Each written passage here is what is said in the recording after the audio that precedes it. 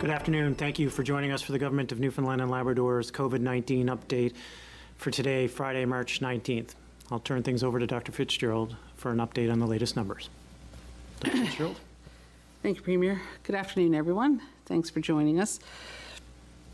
Since the media advisory yesterday, we have no new confirmed cases of COVID-19 in our province. The total number of cases is now 1,014. There have been 8 new recoveries in Eastern Health, leaving 26 active cases in the province.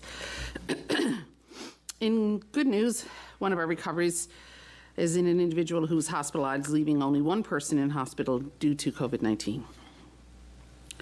A total of 121,549 people have been tested to date. I recognize that many individuals in the sports community are disappointed that team sports are slower to resume, and I would like to take a minute to explain why that is the case. We know that variants of concerns move faster and easier. In the last outbreak, which was due to the B117 variant, we saw the virus spread quickly through families, social networks, and workplaces. Our case counts were doubling in slightly less than every 2 days. We were fortunate to have detected the virus when we did.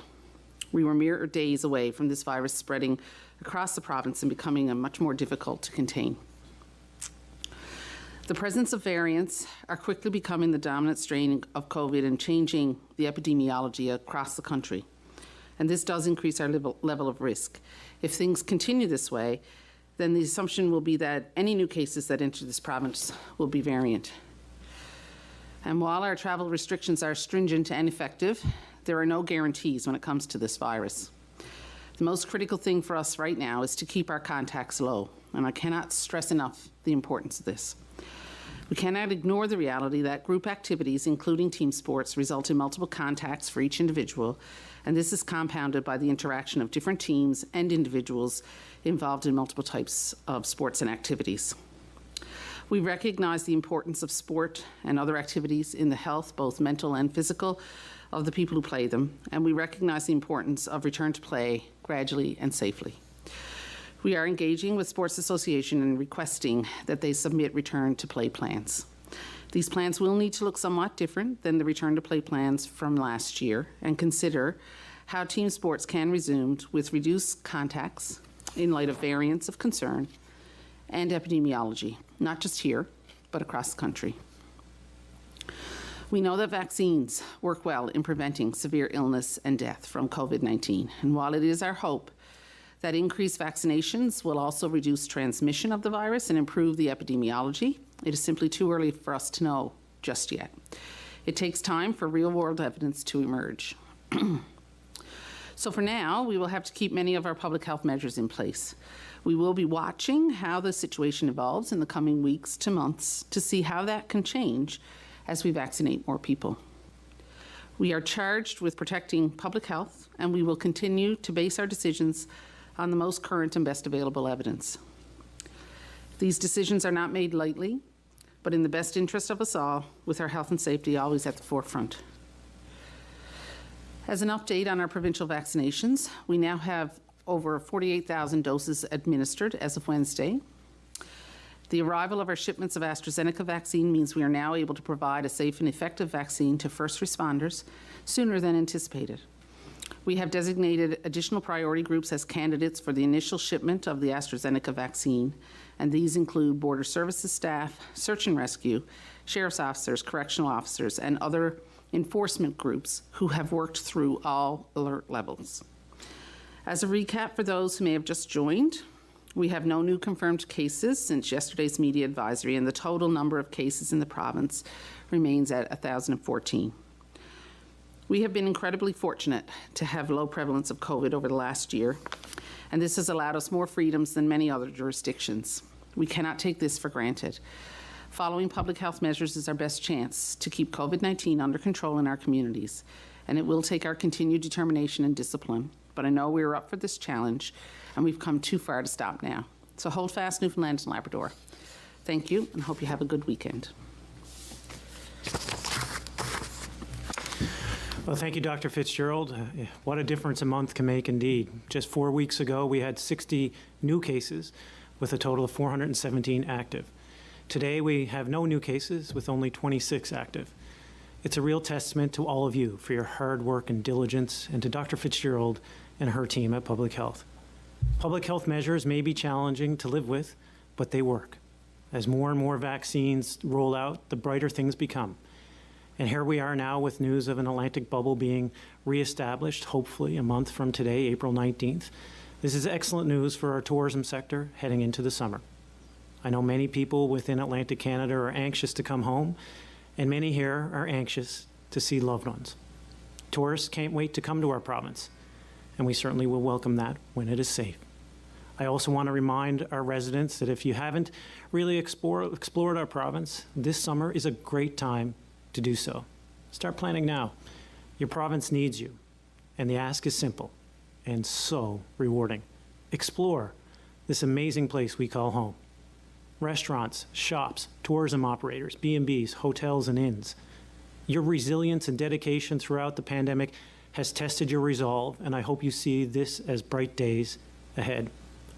Know that we all are here to support you. As we all know, the Atlantic bubble depends on our numbers here staying low, as well as the numbers throughout New Brunswick, Nova Scotia, and PEI. It depends on us reaching alert level 2 safely. We have proven that we can do this. So let's all stay vigilant as we start planning for an amazing summer across Newfoundland and Labrador. With that, I'll turn it over to Dr. Haggie for a few comments.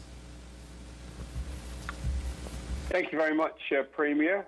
26 active cases and only one person left in hospital is a good place compared with where we were only 2 or 3 weeks ago, as others have said. My number for today is 48,048. That is the number of people vaccinated as of yesterday across this province. And that is an increase of just over 7,000 since the weekend. So we continue to roll this out. Our limiting factor is and will be for the entire rollout, I think, quite frankly, vaccine supply. We have phase 1 pretty well complete. And we have 50% or more of home care workers already registered. That's the last group that are left from phase 1. Dr. Fitzgerald has referenced what we're calling the level 5 workers, people who are obliged to go to work during level 5, and they will be the broad category under which corrections, fire and emergency services, first responders and the like will fall. We've started with first responders across the regions as of a couple of days ago in the case of Central, and these individuals will be identified to the RHAs by their employers. Excuse me. The next group, or the next groups really, are really the vulnerable, and the vulnerable by age. We have gone through long-term care and personal care homes, and they're done. We have now got people over the age of 70 registered, and over the coming weeks we will start in tranches with the older age groups first. So 85 plus, 80 plus, 75 plus, and then we go down in 5-year increments. If the vaccine supply is greater, then we may be able to do that in 10-year increments, depending on numbers. That we will work through over the course of the next few weeks. As the Premier referenced, contingent on numbers, there is again a very real vision of a new summer, and it's becoming more concrete as the days pass and the good news continues to come through. However, it does depend, as we've all said, on our numbers staying good and us following public health guidelines. We need to follow these until our vaccine delivery, the percentage of the population that are protected, rises to a critical level to allow us to start to tail them down gradually so that they sort of overlap. We go down on one and up on the other. The variants of concern are still out there, and there are new ones that are popping up from time to time, which are potentially very troublesome. But it's only by using our public health knowledge and the advice of Dr. Fitzgerald and her team that we can manage these at the moment. So with that, we need to hold the line on public health as our vaccine numbers increase. With that, Premier, I'll hand it back to yourself. Well, thank you, Minister. I'll now invite questions from the media.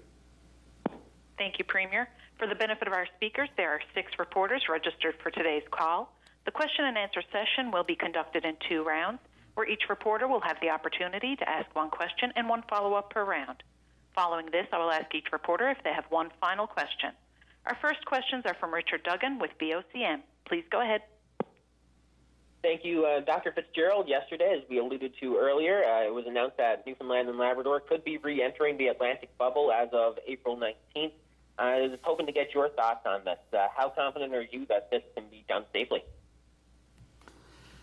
Well, I think, we've done it safely before. People know what to do. They know what to expect. Our numbers are low. Our numbers are low everywhere in the region. So I think if things stay as they are, we can see a way through to do this safely.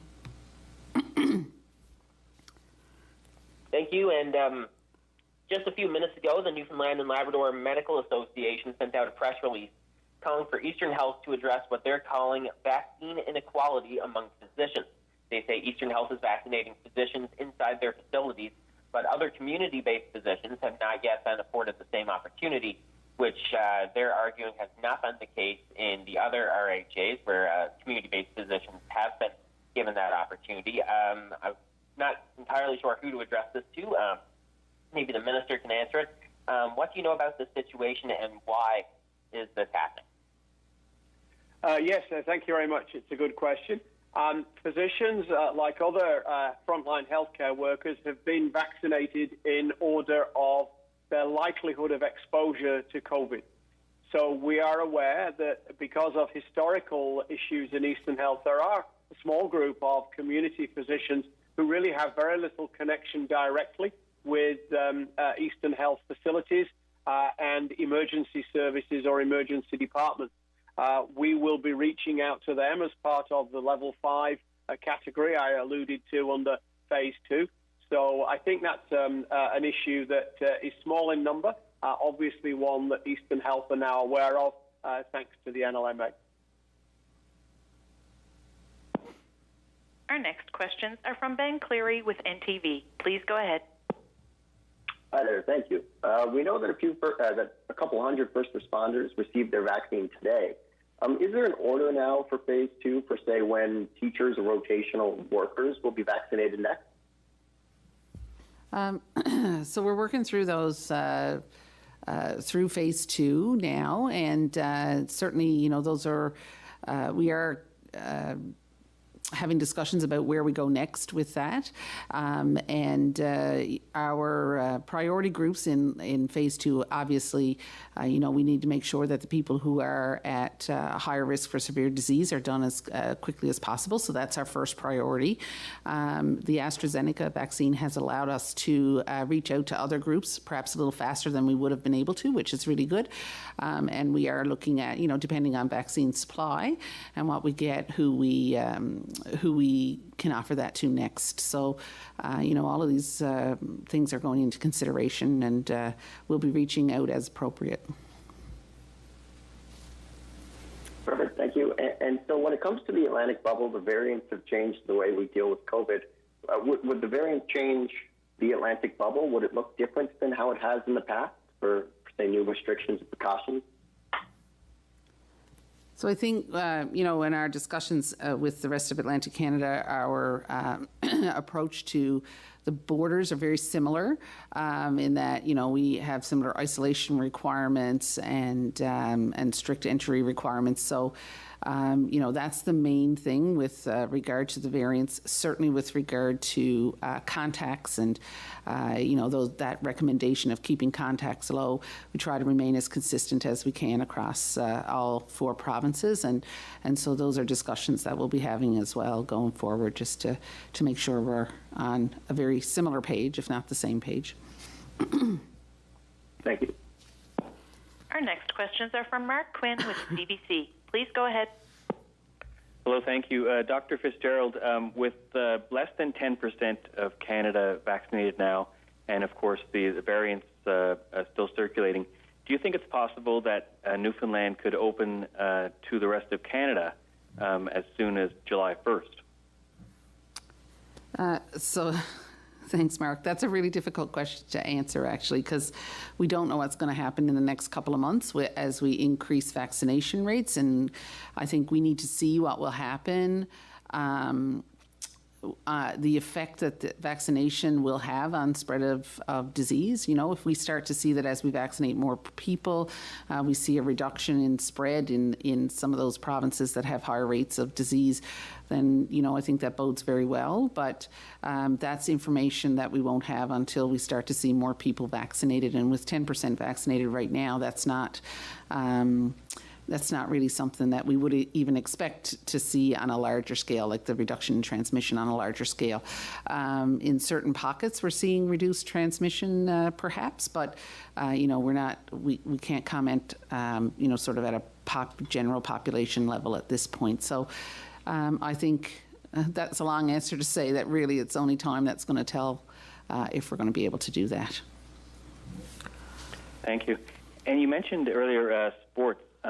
Has it been clearly established that the people, or at least a large number of the people who became infected in that last outbreak, were they actually infected, or were they exposed, I guess, to the virus while playing sports? Is it clear has the link to sports been clearly made? Yes, so the link to sports has been clearly made in many cases. You know, it's not the only link, absolutely not. There are lots of other, you know, there's links in families, there's links in other gatherings and other activities, there's workplace links, you know, with that number of people. Obviously, there are lots of other areas where that spread would have happened. What we saw was that it was sort of a jumping off point, right? And then there were so many contacts through the sports that it took a lot to be able to work through that. So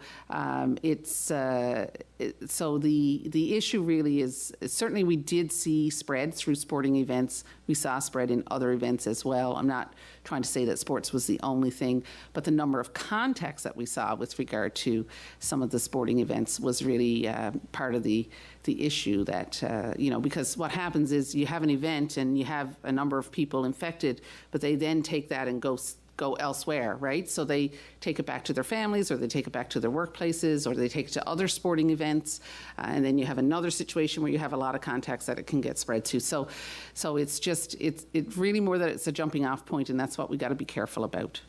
So. Thank you. Our next questions are from Roger Bill with the Shoreline News. Please go ahead. On Wednesday, the government website reported that 46,000 doses of vaccine had been administered. Obviously, that number has moved a little bit since then. But for the purpose of the question I want to ask, I'm going to use 46,000 as a baseline. 46,000 doses administered doesn't mean that 46,000 people have been vaccinated. If you remove the people who got second doses, or got counted twice, if you will, according to the government website, that number is 9,400. So that reduces the number of people who actually were vaccinated to about 36,000 as of the 17th. So my question, Dr. Haggie and Premier Fury, is that earlier this month, when you both seemed to be basking in the bright light at the end of the tunnel, you said you had information that led you to believe that 80,000 people would be vaccinated by the end of this month, which would be a first step in seeing that everyone who wanted to be vaccinated would be by the end of June. And you said that number is 380,000. I hope you're right, but according to the government website, if new doses equals additional people vaccinated, then the week before last, there were 9,000 more people vaccinated. Last week, 13,000 more. And if you up that 13,000 rate by 50%, and we hit 20,000 new vaccinations next week, and then 10 in the balance of the month after that, we still just get past 60,000 by the end of the month. We don't get to 80,000, which was the first step in trying to hit 380 by the end of June. So my question is, do you wish you had been a bit more cautious when you're making predictions and raising hopes earlier this month? Premier, I can take that if you want. Your arithmetic is really interesting, Roger. However, our assumption is that we will have delivered before the end of that period, 80,000 doses. The limiting factor here isn't the process. The limiting factor here is the delivery of vaccine. The reason we can only do 6,000 shots, for example, in the last 3 or 4 days is that's all we have had delivered. We are working on the principle that Pfizer will live up to its obligation to the federal government, and the federal government will continue to give us our 1.4%, which it has done, quite frankly, except on one occasion, back in early February. That's the reason for the optimism. Now with discussions that we're going to get an extra tranche of at least 7,000 initially AstraZeneca doses, courtesy of this arrangement with the United States, and possibly at the end of that, a total of 21,000. Again, all within the next 4 to 6 weeks, according to estimates and planning. That's where our numbers come from. We have a public health vaccination system that is not at all stressed by the load it has on it at the moment. Our challenge is simply getting the vaccine in. And my comments right back from the beginning have been, if we get what we're promised, this is where we'll be. Nothing has changed. Leslie, that was a really wordy question I asked, so to be fair to my colleagues, I'll pass on asking a follow-up. Thank you, Roger. Our next questions are from Peter Jackson with The Telegram. Please go ahead. Okay, Arthur must be up there. I was expecting to hear another question. I'm looking to clear up some confusion about AstraZeneca. This arrived in the province last week, but only started being administered, I believe, on Tuesday. Why was there a week delay in getting that into arms? One of the challenges we had, in actual fact, was simply around getting the information we needed from the emergency services to enable us to identify who we were going to be vaccinating. We'd made the decision to do that. The second thing then was simply organizing this. We have, I think, 240 or 270 volunteer fire departments or fire departments across the province, for example. So the logistics of where to place a clinic and how to do that had to be navigated. So that was part of the challenge. And I think the facts of the case is that we are well advanced on that. And we will get better at this as we figure out what is a better way of dealing with groups like this. Are we better asking them to pre-register, or are we better going through their employer and through their professional organizations? So, we've had some lessons from this. We were running a tabletop exercise within the department today to see how we can make some process improvements for other level 5 workers. Okay, thank you. And I guess in a way I want to broaden that question, because a lot of people are asking, and I mean a lot of, I get this all the time, if we have a per capita proportion of the vaccines, why does it seem that many other provinces are weeks ahead of us in terms of getting down that priority list? Is there some kind of a proportional issue internally, like the number of healthcare workers, that sort of thing? Peter, Minister, all I can do is speak for Newfoundland and Labrador. Somebody referenced earlier on that 10% of Canadians had been vaccinated. That's pretty well where we are. And it's 10% that are the most vulnerable, because that's where we started. These are the seniors in congregate living. These are our COVID-related healthcare providers.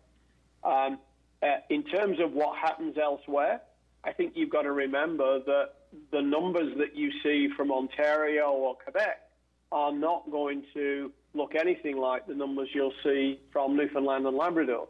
I mean, our population who would be eligible for vaccine is around 452,000. We're a small province.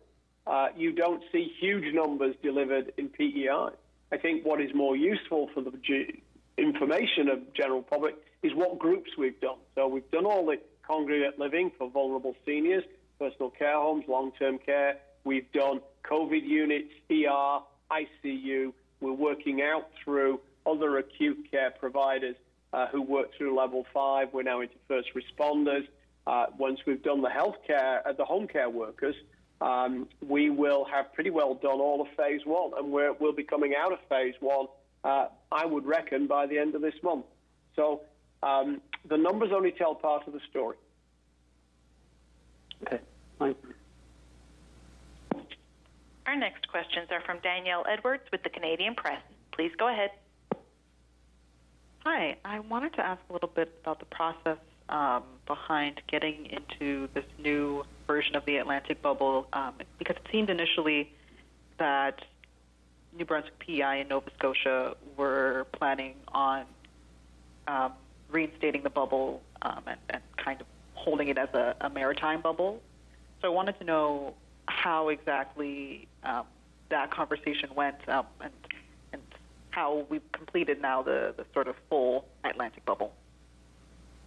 Well, I can take a stab at that. I think it probably happened on 2 levels. It happened on the medical officers of health level, but it also happened on the premier's level. That frankly, when they were talking about the maritime bubble, our numbers were still higher than we would have liked from a provincial perspective. But as they came down, and as you've seen, the steep decline in our new numbers per day and our positivity rate, that frankly we're in an equal position, if not better, arguably, than some of our Atlantic partners. So that's probably how the conversation went at the premier's level. I'm sure you could speak to how it went at the chief medical officer level, Dr. Fitzgerald, but I would assume it was similar. It was based on epidemiology in our own province, frankly, driving that decision.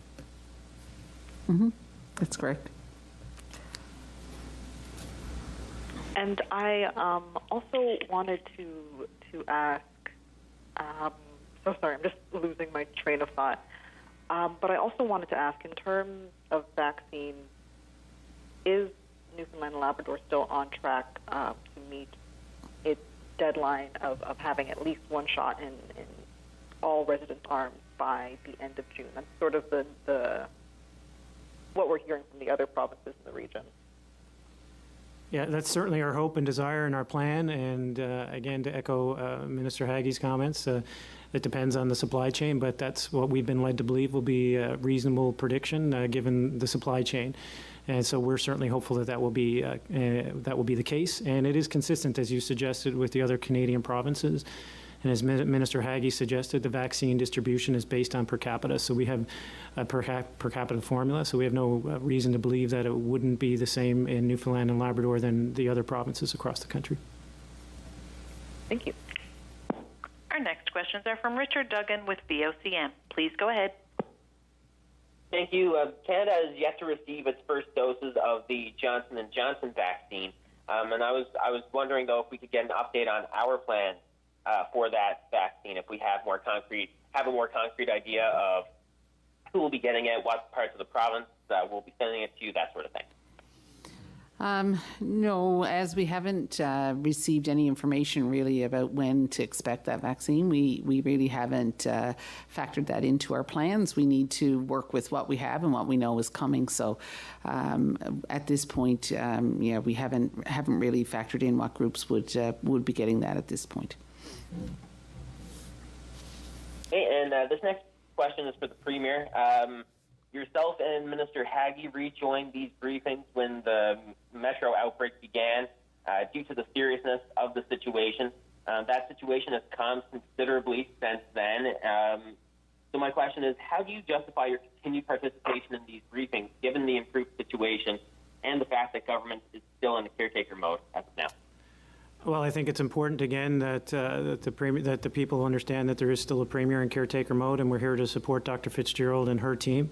But you're correct in that the situation has changed, and as you noticed, we've changed the number of briefings, and we're looking at continuing to change that into the future. So, but as I said from the beginning, when we were needed to be here, we would be here, and we'll reevaluate that as we go. I thought it was important to be here today because of the news of the Atlantic bubble, and to support Dr. Fitzgerald and her team as we move forward. Thank you. Our next questions are from Ben Cleary with NTV. Please go ahead. The Premier's Advisory Council on Tourism released its interim report and suggested allowing basically all vaccinated Canadian, any vaccinated Canadian, to be allowed to enter the province as early as April 10th. Is that possible at all? Could that be a reality?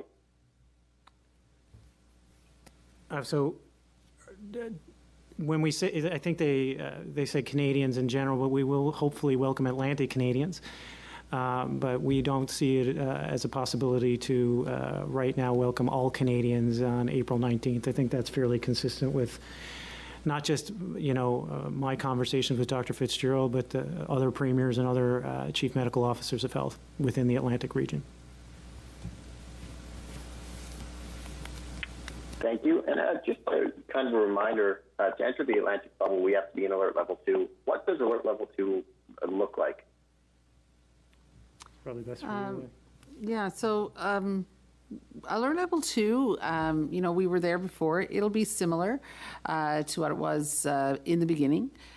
So, if you'll remember when we finally moved into alert level 2, and I don't remember exactly what date that was now, but when we did, we started a little conservatively and our gathering sizes were down, but we gradually increased those.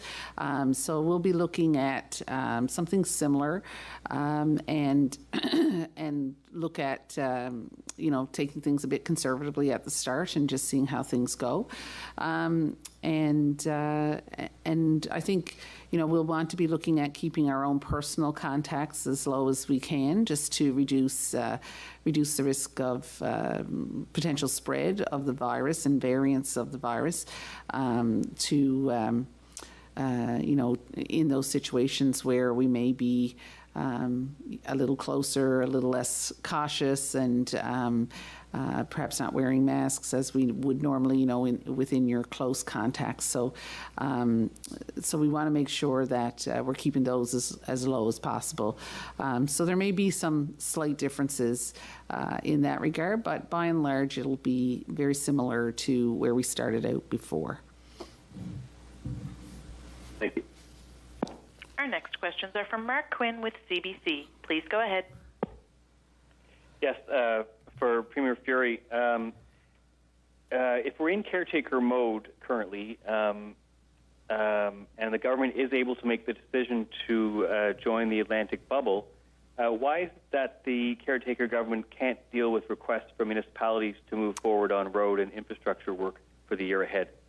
So two parts to that question, I suppose. One is they can, and they are, and my understanding is the clerk has been talking to the executive director of MNL, and there shouldn't be any delays with respect to that. The minister, I believe, spoke to it this morning and is prepared to speak to it again.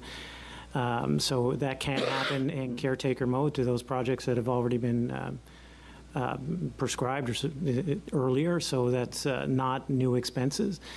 And with respect to the Atlantic bubble, as I've mentioned, there was an urgency to it, and under the convention, it's easily reversible should there be a new government form, so it meets what I determined to be the convention consistent with a caretaker mode. Thank you. And I'm not sure who to ask this next question exactly, but I guess whoever feels it's appropriate for them to answer, please do. I've been getting questions about dental care, and some people say that it is emergency care for some people, and they wonder when when dentists and their staffs will be vaccinated. So dentists have been recognized as healthcare providers in level 2, phase 2. So they will receive vaccinations throughout that phase, and when other healthcare providers are vaccinated. Thank you. Our next questions are from Roger Bill with the Shoreline News. Please go ahead.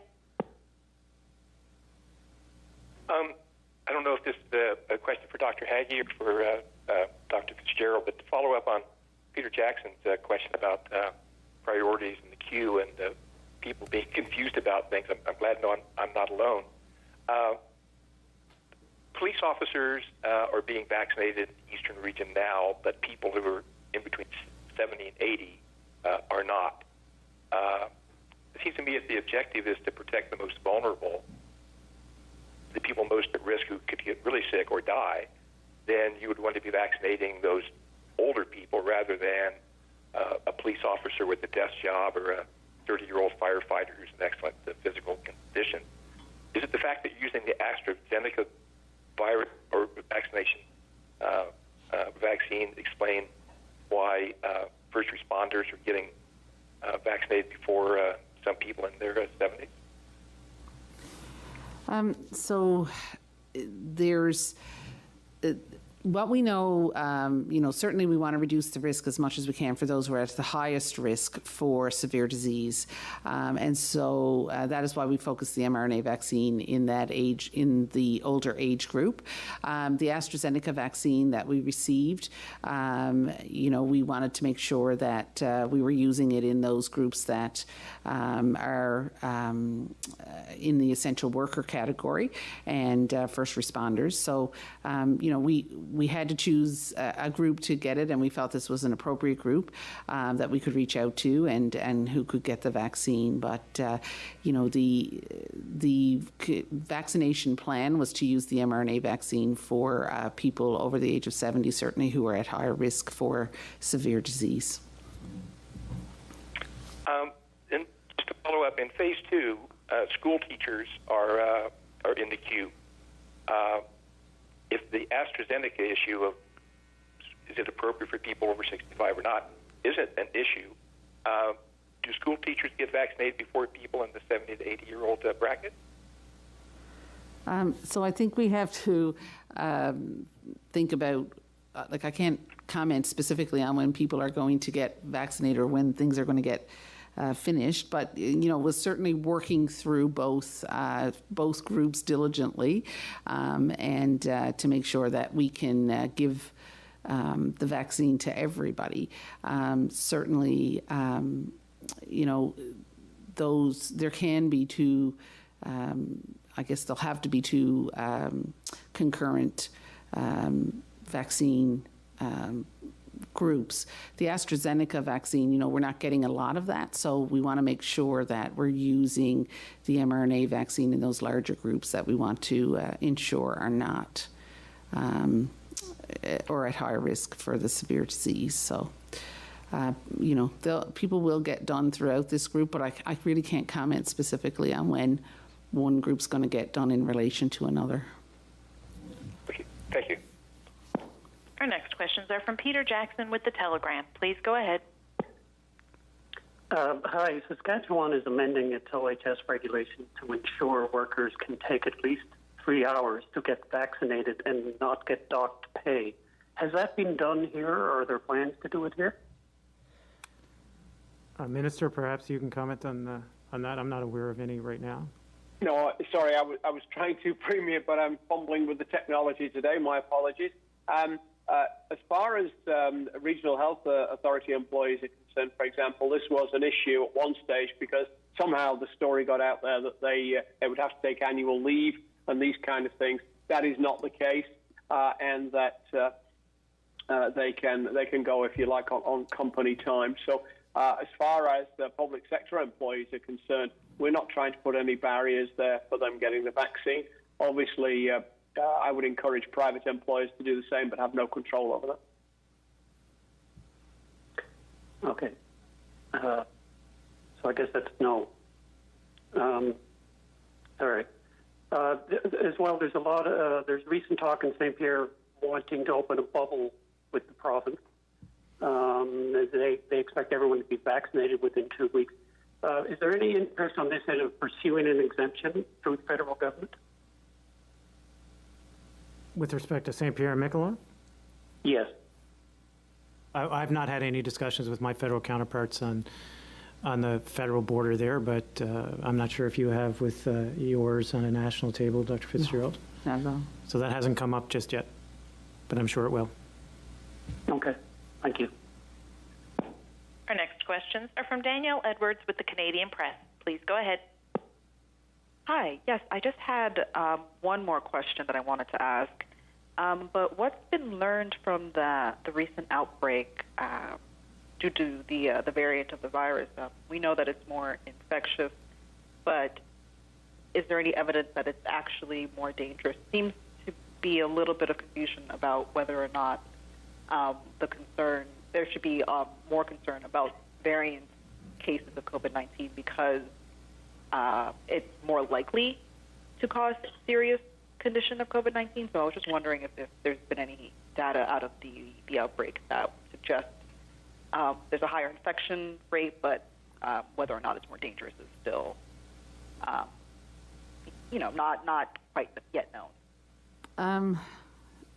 So our outbreak, and the number of cases that we had, even though it was a large outbreak for us on the whole, it's a relatively small number of cases.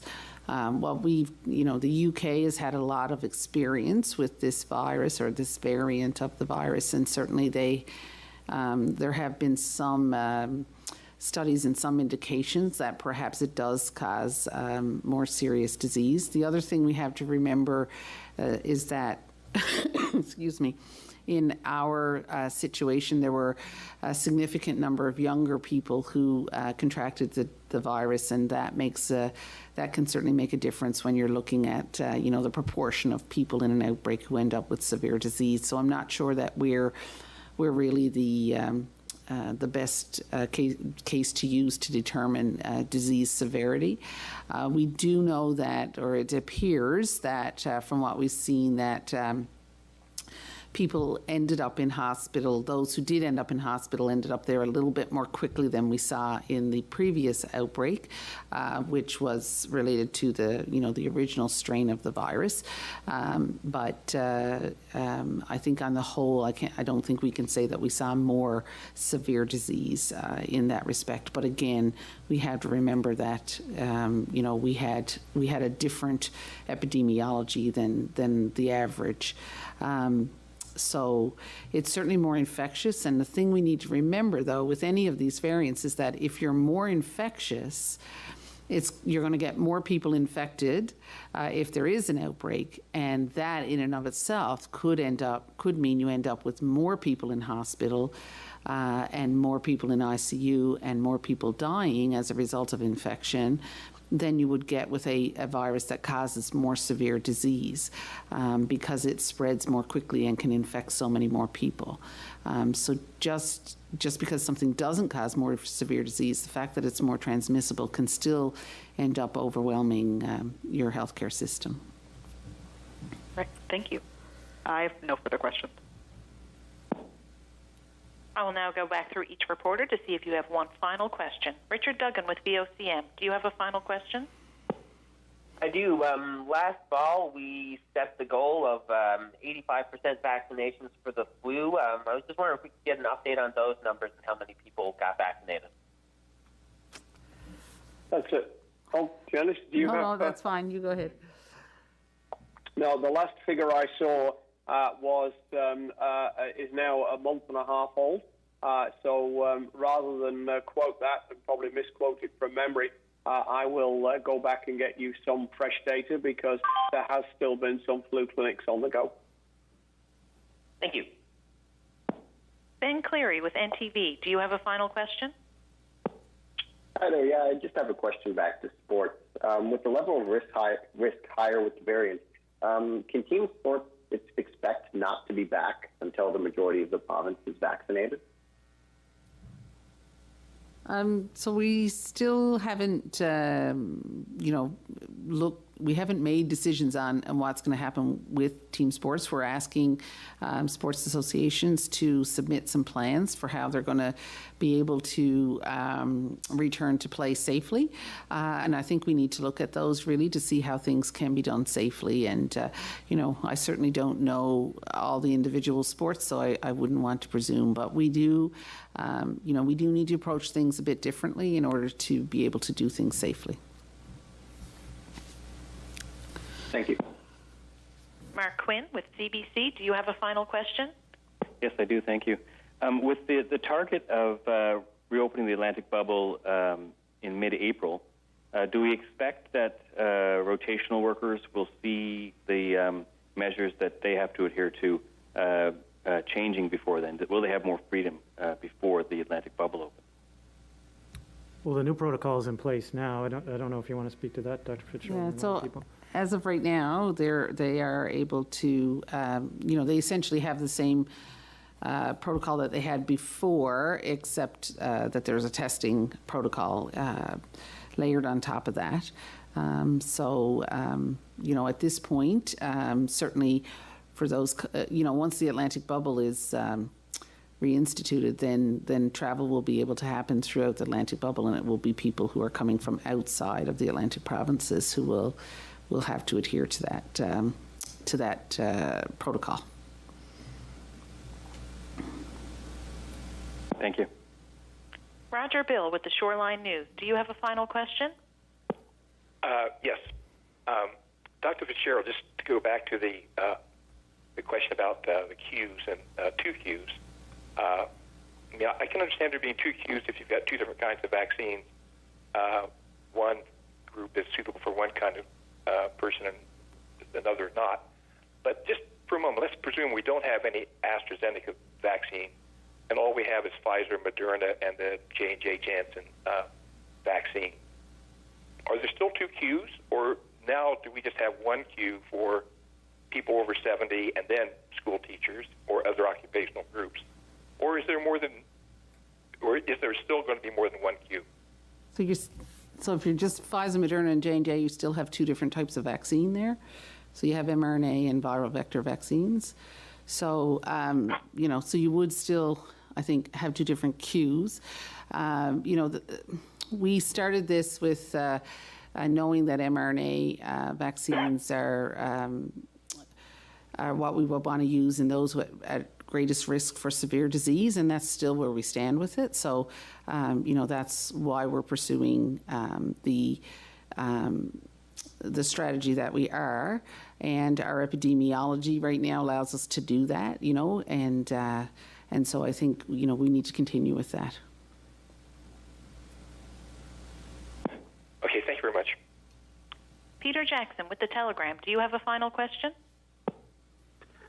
Yes, it's a little way out, but I'm getting deja vu again about tent camping. Do you think it's likely this year that people will be able to tent camp on May 24th? On the 24th of May? Yes.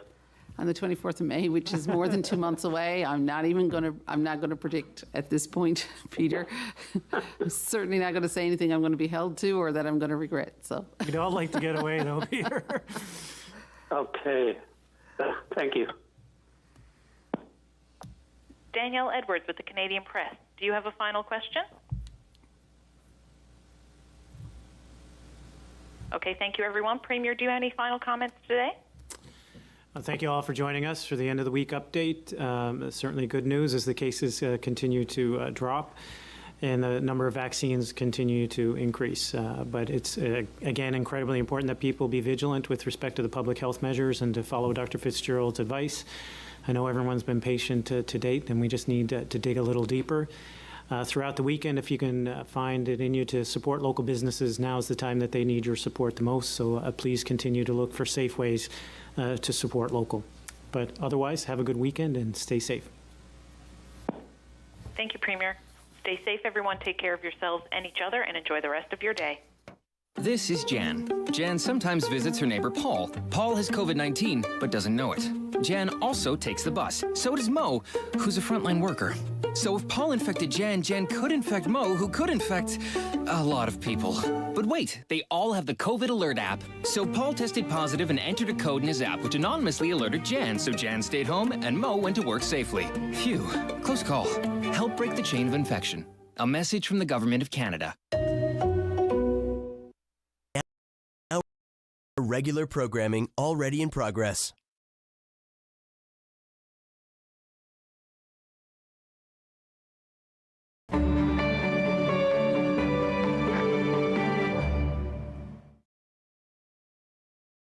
Corporate world, I want to go into businesses, I want to deal with finances, I want to do with leadership, I just wanted to go more and more and more, and more importantly, I want to be able to manage my time, my resources, my everything. And the only way out was to be an entrepreneur. I didn't think I was going to start this early. I was hoping at the age of 35, but you know. The opportunity came around, and your ambition got the better of you. I think so. I could say that's right. Now, so you have come into this province